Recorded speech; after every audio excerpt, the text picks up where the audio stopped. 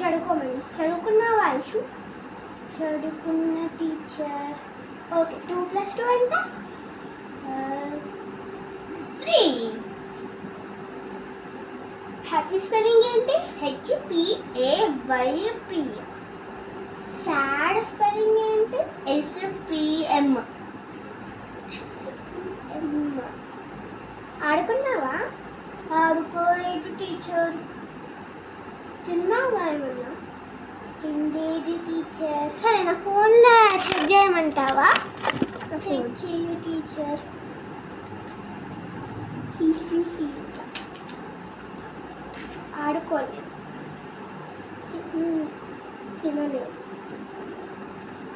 పడుకున్నాడు.